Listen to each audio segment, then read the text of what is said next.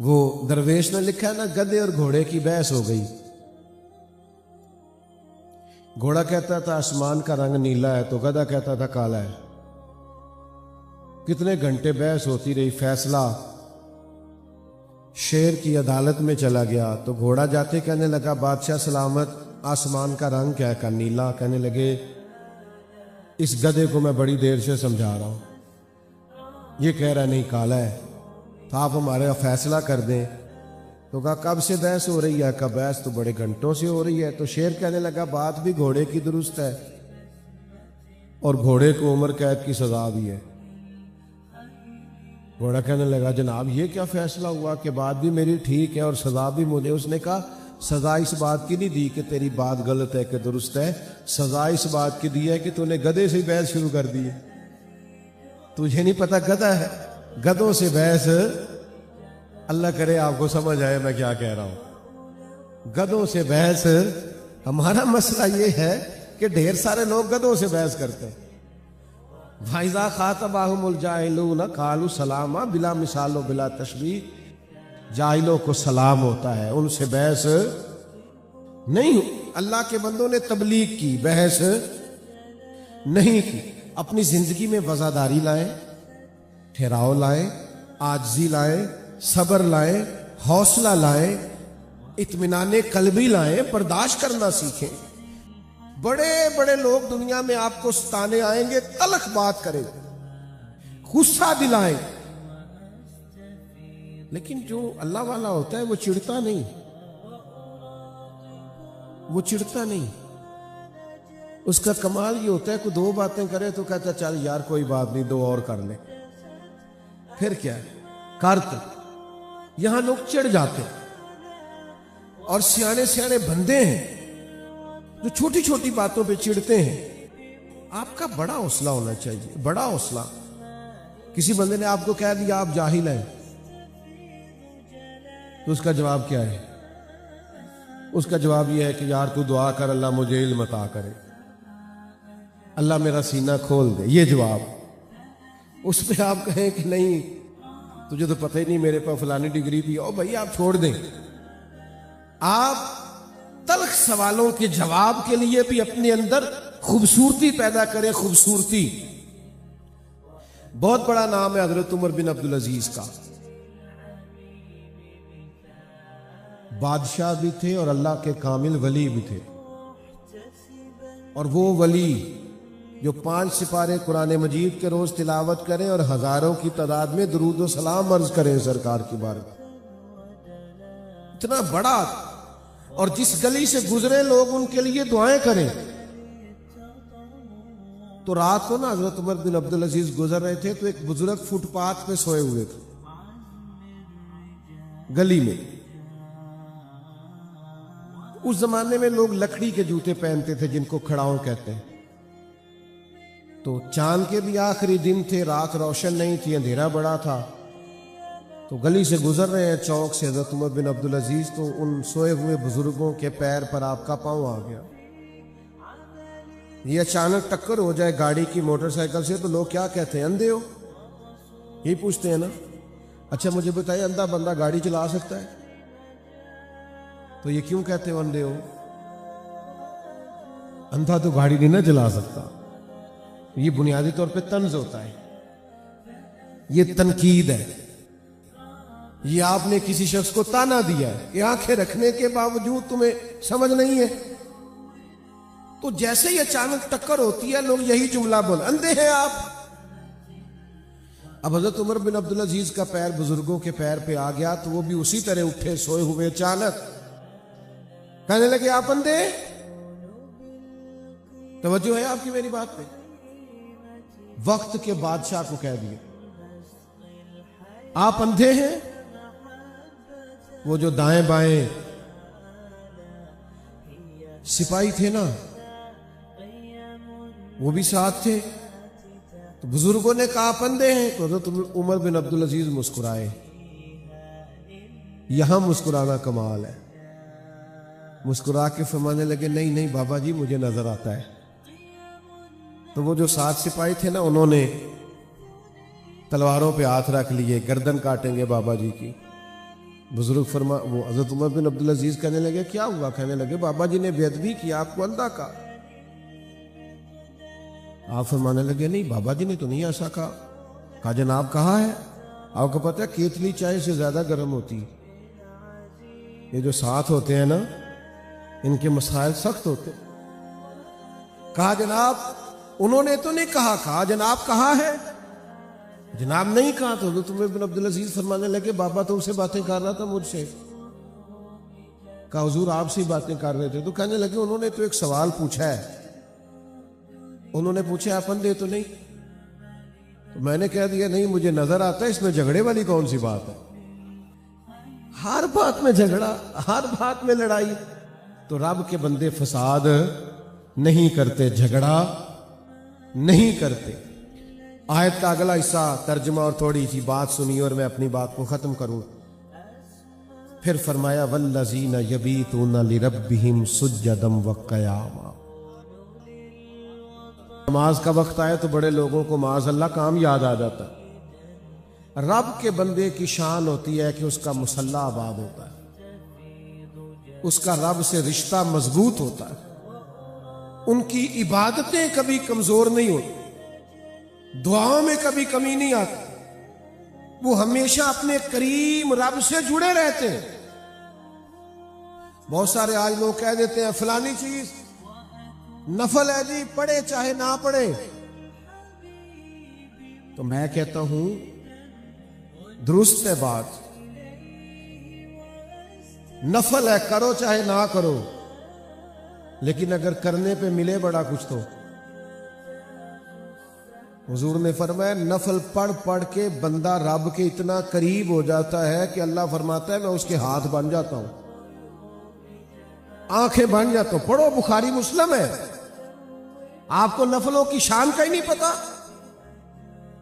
एक दोस्त मुझसे कहने लगे जी असर की पहली 4 रखते कुछ जरूरी है। मैंने कहा जरूरी तो नहीं, पर पीरों से मौलवियों से दरवेशों से दुआ कराते फिरते हो। असर की पहली 4 रखते पढ़ो, तुम्हें मदीने वाले नबी की दुआ मिलेगी। हुजूर ने फरमाया जो या अल्लाह जो असर से पहले 4 रखते पढ़े उस पर रहम फरमा। नबी करीम ने दुआ दी या दुआ छोटा मकाम समझते हो? मैं बात खत्म कर रहा हूं, मेरी बात पर तवज्जो करना। मुसल्ला आबाद करो। जब तक आप अपनी इबादत का मसला मजबूत नहीं करते, आपको पता है कुछ लोग कहते हैं सारा कुछ है फिर भी दिल नहीं लगता, तबीयत बोर बोर सी रहती है, वजूद बोझल बोझल सा रहता है। कहते हैं ना लोग मसला है ना, क्यों भला? वजूद खाना मांगता है, आंखें नींद मांगती हैं, रूह अल्लाह की याद मांगती, रूह अल्लाह का जिक्र मांगती है, इबादत मांगती। जब हम इबादत नहीं ना करते तो उसका नतीजा ये निकलता है कि हम बेचैन होते हैं, इसलिए कि रूह प्यासी है, दिल प्यासा है। और जब रूह प्यासी हो तो फिर दिल लगता। रात को कुछ नफल पढ़ा करें, तहज्जुद की रूटीन बनाएं, अपने मालिक से अपना ताल्लुक बनाएं। जो दुख लोगों को बताते हो वो दुआ करके अपने रब के हुजूर अर्ज किया करो। अल्लाह बड़ा मेहरबान है, जो दुआ ज्यादा मांगे अल्लाह उसे राजी होता है। इसलिए अपने मालिक से जुड़ो। ये सारे अल्लाह वाले हमें अल्लाह से जोड़ने आए। हम औलिया अल्लाह के मानने वाले हैं, औलिया अल्लाह अल्लाह के दोस्तों के मानने वाले हैं। तो मेरे अजीज आज ही पैदा करें, वरना तो बड़ी बातें ऐसी हैं जिसमें इंसान का हौसला टूटता है, कमजोरी होती। अल्लाह के बंदे उलझा नहीं करते, हर जगह बहस नहीं करते। उनके अंदर हौसला होता है, बुर्दबारी होती है, तहम्मुल होता है, उन्हें सहना आता है, बर्दाश्त करना आता है और बर्दाश्त करके आगे बढ़ना आता है। जब तक हमारे अंदर कुव्वत बर्दाश्त पैदा नहीं होती, हम सूफिया के पहले तरीके को भी पा सकते। दूसरी मेरी गुजारिश यह है कि बहस छोड़ दें, बहस ना किया करें ज्यादा। मजहब इस्लाम को दुनिया में बहस के लिए नहीं आया, अमल के लिए आया।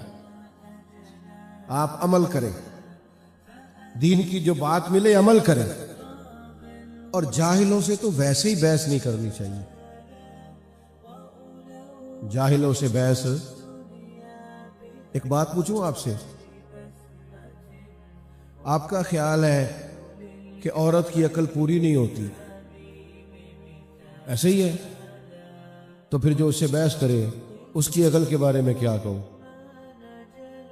नहीं समझ आइए। मेरा एक छोटा सा फतवा है, काफी सारे दोस्त मेरे फतवे से इख्तलाफ भी करते हैं, आप भी कर लीजिएगा।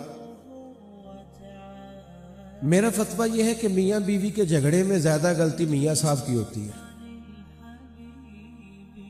इन्ना ते ना घूरो मैनू, मैं एडी डाडी गल नहीं की थी, तुसी ते बड़ा सख्त घूरन लग पाए। मैंने तो राय दी है और ये कह के दी है कि इख्तलाफ कर सकते हैं, पर आप तो इतना घूर रहे हैं मुझे सख्त। मेरी राय ये है कि मियां बीवी के झगड़े में ज्यादा गलती, मैनू पता है तुसा नहीं बोलना, आप मैनू पता है और कोई गल होती तुसी बोल पैना सी, लेकिन मैं तो कह रहा हूं मेरी राय है, आपकी नहीं। अब मैं दलील रखता हूं, दलील सुनो क्या है। दलील यह है कि औरत बेचारी की अकल आधी है, तो मियां साहब की तो पूरी है ना, तो फिर झगड़ा खत्म किसने करना था? बोल के बताए। तो जो झगड़ा खत्म नहीं कर रहा तो फिर मैं तो उसी की गलती मानूंगा। भाई जिसको तू कह रहा है ना कि तू खत्म कर, उस बेचारी का तो शऊर आधा है, तो तेरा तो पूरा है ना।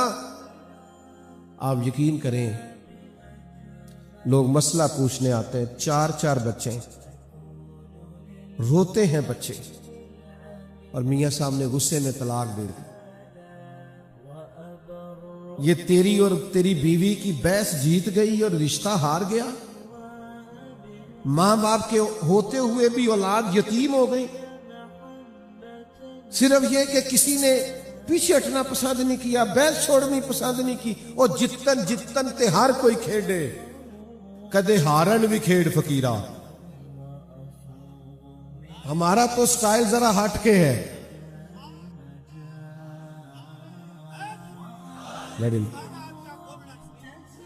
जितन जितन ते हर कोई खेडे, ये तो सारे करते हैं।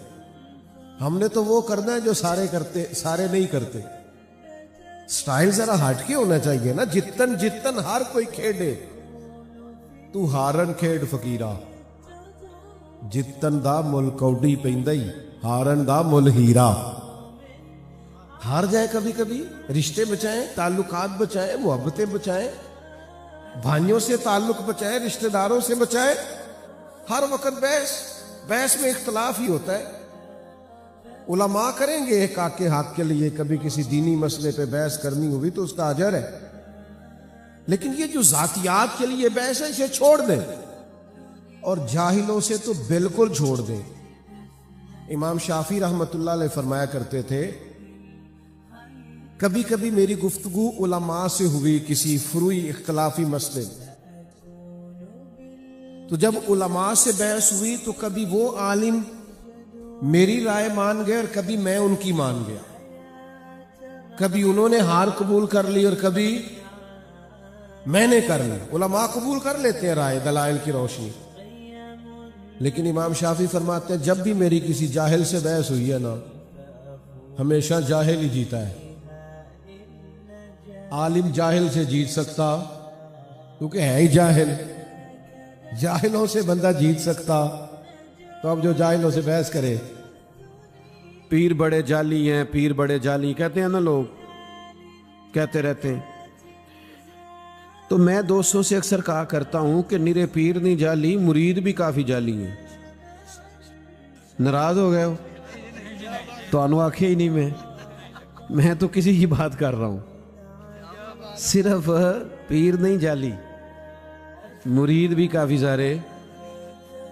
वो क्या करते हैं, वो अल्लाह अल्लाह सीखने ही नहीं आते, उनके आने का मकसद ही कुछ और है। वो तो कहते हैं दो ऐसा तवीज पैसे खत्म ही ना हो, दो ऐसा तावीज जिससे मैं जिधर जाऊं इनकलाब ही आ जाए। तो भाई सुल्तान बाहू रहमतुल्लाह अलैह कितने साल पहले दर्द से कहने लगे, दर्द से, हजरत सुल्तान साहब की बात सुनो तो रोना आता है। हालांकि उन्होंने बड़े लोगों को अल्लाह वाला बनाया, पर फिर भी कहने लगी रब दा तालब कोई नहीं मिलया, ये जो मिलया तालब ज़र दा हूं। ये तो दुनियादारी के तालब।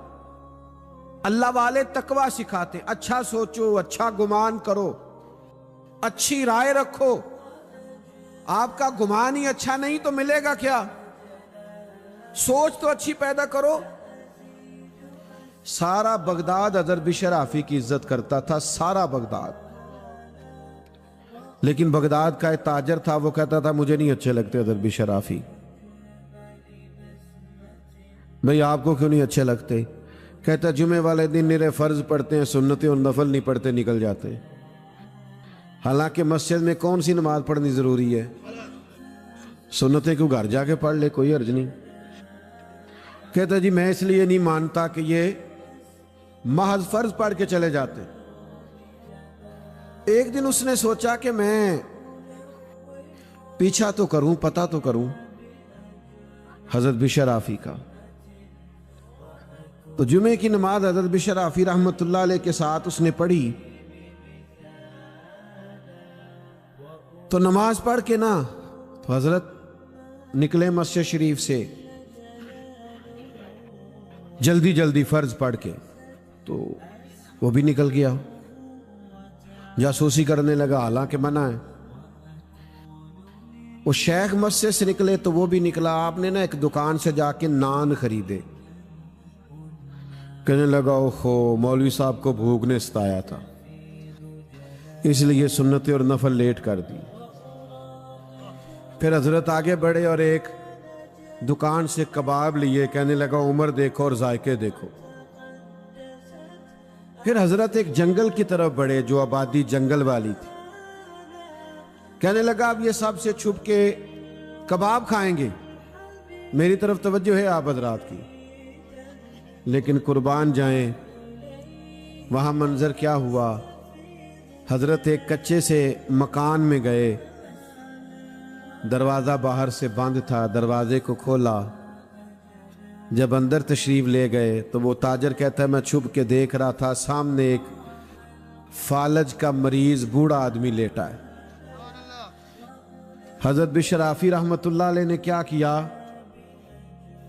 आपने वो खाना, पहले तो आपने पानी के साथ उस बुजुर्ग का मुंह धोया और फिर हजरत लुकमे तोड़ तोड़ के उसके मुंह में डालने लगे। वो मरीज रोने लगा, कहने लगा हुजूर 14 साल हो गए, आप हर रोज आते हैं, मुझे तो मेरे अपने भी छोड़ गए। हर रोज 14 साल बीत गए, कब तक आप आएंगे? तो जनाब बिशर ने उस बीमार के आंसू पूछे और फरमाने लगे तेरा क्या ख्याल है कि मेरा सारा शहर मेरी इज्जत करता है तो किस लिए करता है? मैं तुझ बीमार की खिदमत करता हूं तो अल्लाह ने मखलूक के दिलों में मेरी मोहब्बत पैदा कर दी। अल्लाह अकबर। मेरे अब दोस्तों याद रखिएगा, हजरत फरमाने लगे मैंने तो भी सुन्नतें और नफल भी अदा करने। तो शेख वहां से बाहर निकले तो वो ताजर कदमों में लग गया, कहने लगा जिस बात पर मैं आपसे बदगुमान होता था वो तो आपकी बहुत बड़ी खूबी निकल आई है, तो बहुत बड़ी खूबी है। अब अल्लाह वाले क्या कहते हैं, फरमाते हैं मेरी जिंदगी में किसी से बात न करना। तो सबसे पहली बात कि अच्छा सोचें। हमारे यहां ना एंजाइटी डिप्रेशन के मरीज बढ़ रहे हैं तो डॉक्टर उनको मशवरा देते हैं कि अच्छा सोचा करें। हाँ मेहरबानी करें, मुस्बत राय रखेंगे तो इंशाल्लाह नींद भी सही आएगी। और थोड़ा सा अपने अलावा भी किसी को नेक समझ के देखें, अल्लाह की मखलूक बड़ी प्यारी है। किसी और को भी आप सोचें कि ये भी बड़ा खूबसूरत इंसान है। मुझे बताओ ये जिस आदमी ने माइक लगाया है, स्टेज बनाया है, दरियां बिछाई हैं, इनकी क्या इज्जत होती है महफिलों में, जलसों में। मैंने एक दफा एक साउंड वाले से कहा, मैंने कहा यार नमाज पढ़ते हो तुम, इतनी तकरीरें सुनते हो? कहंदे हजरत साहब जेड़ा मौलवी आंदा साढ़े नाल ते लड़ के टुर जांदा है, आवाज उची करो ते आवाज नीवी करो, तो वो प्यार करेगा तो पढ़ लेंगे नमाज। तो क्या अहमियत होती है। लेकिन मुझे बताओ, अगर साउंड ना चले, ये दरियां ना बिछे, तो महफिल का निज़ाम चलता है? तो अच्छा सोचें, सबकी ज़रूरत है, सबके साथ प्यार करें। बचना है तो बदअकीदा से बचना है। बाकी आप अपनों के साथ रवैये को बड़ा खूबसूरत बनाएं। एक तो तकवा सोच का, एक फिर बोलने का तकवा। आपकी गुफ्तगू में कोई ऐसा लफ्ज ना हो जो बाजारी महसूस हो, जो आपकी शख्सियत और विकार के मनाफी हो। आप एहतियात से बात, एक तो हमें बोलने का शौक ही बड़ा है। कुछ लोग इतनी बातें करते हैं, कई दफ़ा दिल करता है कि यार आप मतलब अल्लाह खैर करे, अल्लाह करे आपका ज़हन सलामत रहे। तो बहुत ही बोलते हैं भैया, कुछ थोड़ी बातें किसी और को भी। बल्कि हमारे यहाँ एक और बात आम हो गई, नहीं कोई बात कर रहा है तो बीच में कूद जाएंगे, कहेंगे कता कलामी माफ़, और अपनी बात शुरू कर देंगे। तो मैं कहता हूँ अभी तो हमने माफ़ किया ही नहीं। आपने माफ़ी भी गन पॉइंट पे मांगी है, कता कलामी माफ़, लिहाजा अपनी बात शुरू। हमने तो भी माफ़ ही नहीं किया। अच्छा बोले, साफ सुथरी बात करें, जिसे हक जाने वो कहें। अपनी गुफ्तगू को बावजन करें, बातहारत करें। मिशकात शरीफ में हदीस है, नबी करीम सल्लल्लाहु अलैहि वसल्लम ने फरमाया, अल्लाह के हबीब फरमाते हैं, तुम बात करते करते कभी कभी ऐसा जुमला बोलते हो तुम्हें पता ही नहीं होता, रब तुम्हारे लिए जहन्नम का फैसला कर देता है। खूबसूरत लबो लहजा इख्तियार करें। और फरमाया, कभी कभी तुम बात करते इतना सोना जुमला कहते हो, करीम रब तुम्हारे लिए जन्नत का फैसला फरमा देता। तो अच्छा बोलें, खैर की बात करें, जुबान से खैर के जुमले निकालें, दिल जुबान के तीर ना बरसाएं, हर वक्त तल्ख बात ना करें।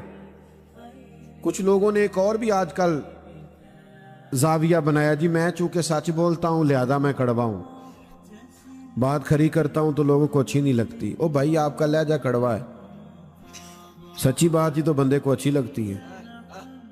दुनिया में सबसे ज्यादा सच मदीने वाले महबूब ने बोला है, पर इतना मीठा करके बोला है कि दिलों में उतर गया।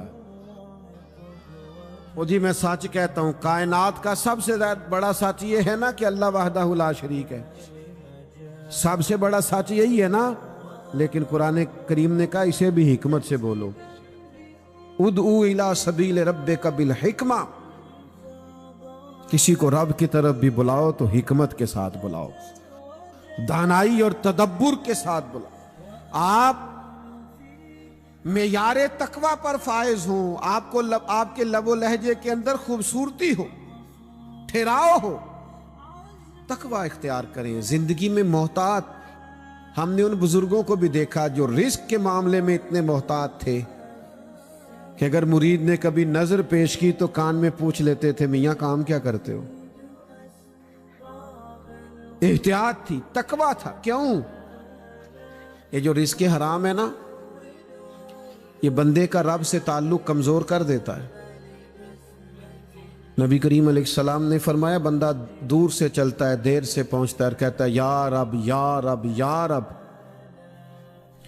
लेकिन अल्लाह उसकी दुआ इसलिए कबूल नहीं फरमाता कि उसने जो खाया है वो हराम का है, जो पिया है वो हराम का है, जो पहना है वो हराम। और हदीस पाक में फरमाया, किसी ने 10 दिनार का जोड़ा पहना, 9 हलाल के थे, 1 हराम का था, इसकी भी नमाज कबूल नहीं होगी। सूफिया तो हमें तकवा सिखाते, परहेजगारी सिखाते, इनके यहां जब आते हैं तो यहां तकवे का नूर मिलता है। कुर्बान जाएं सरकार इमाम आजम अबू हनीफा के। ये बादल आ गए हैं ना, पंजाबी में कहते हैं झाड़ हो गया है। तो इमाम साहब कपड़े का काम करते थे, कभी बादल आ जाते दुकान बंद कर देते, फरमाते गाहक को कपड़ा ठीक नजर नहीं आएगा। तो ऐसा ना हो कि वो किसी धोखे में हमसे खरीद के ले जाए, हम अपने माल को पाक रखना चाहते। रिस्क के मसले में हमेशा मोहतात रहें।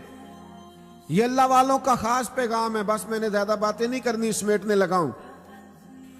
तकवे वाली, परहेजगारी वाली जिंदगी गुजारे, आप खुद महसूस करेंगे आपकी तबीयत में नूरानियत पैदा हो गई है। मेरी गुजारिश जिस पर मैंने बात को समेटना है वो ये है कि रब का जो बंदा होता है ना, वो चूंकि ईमान वाला और तकवे वाला होता है तो मुसल्ले से बड़ा उसका मजबूत ताल्लुक होता है। मुसल्ले, हमारे किबला हाजी अबू दाऊद सादक साहब रहमतुल्लाह अलैह थे ना, तो फैसलाबाद तशरीफ लाते थे हजरत मुहद्दिस आज़म रहमतुल्लाह अलैह के आस्थाने पर, तो गुजरांवाला से टिकट शेखू पूरा कर लेते थे, जोर पढ़ के निकलते थे।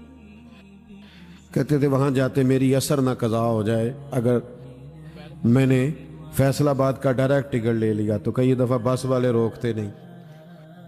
वहां असर पढ़ ली, फिर शाहकोट का टिकट ले लिया, फिर वहां मगरिब पढ़ ली। इबादत के साथ उनका रिश्ता, चूंकि अल्लाह का बंदा होता है, औलिया अल्लाह होते हैं, अल्लाह वाले, तो वो तो मखलूक से भी ताल्लुक इसलिए बनाते हैं कि इनको अल्लाह वाला बनाना है। उनको शौक नहीं होता लोग हमारे गिर्द घूमे और हमारे नारे लगे। तो आजकल तो बड़ी बीमारी लग गई लोगों को प्रोटोकॉल की। सादी फरमाते हैं कि लकड़ी को घिन खा जाता है और बड़े लोगों को खुशामद खा जाती। तो भाई मुसल्ला आबाद करें। आजकल मुझे बड़ी तकलीफ है, फजर के नमाजी तो ढूंढने से नहीं मिलते। आप मस्जिदों में जाके अंदाज़ा करें आजकल फजर का क्या हाल है। और मेरा मानना यह है कि किसी भी इलाके के पक्के नमाजी वो होते हैं जो फजर के वक़्त आते हैं। लेकिन अगर हज़ारों का मोहल्ला हो और एक सफ भी पूरी ना हो तो मुझे बताओ ना, फिर हमने अपने बुजुर्गों से क्या सीखा है, हमने क्या लिया। रब करीम के बंदों का मुसल्ला आबाद होता था, अल्लाह से रिश्ता मजबूत। शेख शहाबुद्दीन सोहरवर्दी रहमतुल्लाह अलैह मुरीद बैठे होते, रश होता, जरा 5 मिनट मिलते तो शेख चले जाते, 2 रकत नमाज पढ़ते, फिर आ जाते। एक दिन एक साहब ने कहा हुजूर आप बार बार जाते हैं हालांकि लोग इस्तिफादा करने बैठे। फरमाने लगे अल्लाह रसूल से कुछ लूंगा तो तुम्हें दूंगा ना, तो बार बार जाता हूं मुसल्ले पे ताकि वहां से मांग के आऊं और तुम्हारी झोलियों में ढालूं। तो भाई मजबूत अकायद, मजबूत ईमान, मजबूत तकवा, इबादत से ताल्लुक, ये रब करीम के बंदों की शान है, ये अल्लाह वालों का तर्ज जिंदगी है। अल्लाह ताला ने इरशाद फरमाया कि अला इन्ना औलिया अल्लाहि ला खौफुन अलैहिम वला हुम यहज़नून। फरमाया खबरदार हो जाओ, बेशक जो अल्लाह के दोस्त हैं उन्हें ना कोई खौफ होगा ना वो गमगीन होंगे। तो या अल्लाह ये कौन लोग होते हैं? फरमाया अल्लज़ीना आमनू व कानू यत्तकून, ये वो लोग हैं जो ईमान लाए और जिन्होंने तकवा इख्तियार किया। ईमान की पुख्तगी सबसे पहला बुनियादी वस्फ है अल्लाह के बंदों का। जिस दौरे पुरफितन में मैं और आप वक्त गुजार रहे हैं, यहाँ लोगों के अकीदे डामाडोल हैं, नज़रियात में बड़ा बिगाड़ है, लोग फिक्री तजाद का शिकार हैं। दुनिया के अंदर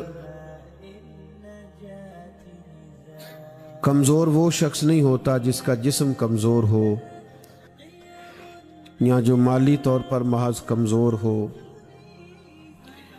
या उसके पास अफराद की किल्लत हो, बल्कि सबसे ज़्यादा वो लोग कमज़ोर होते हैं जो नज़रियाती तौर पर कमज़ोर होते हैं। जितना कोई आदमी फ़िक्री तौर पर बेयकीन होता है,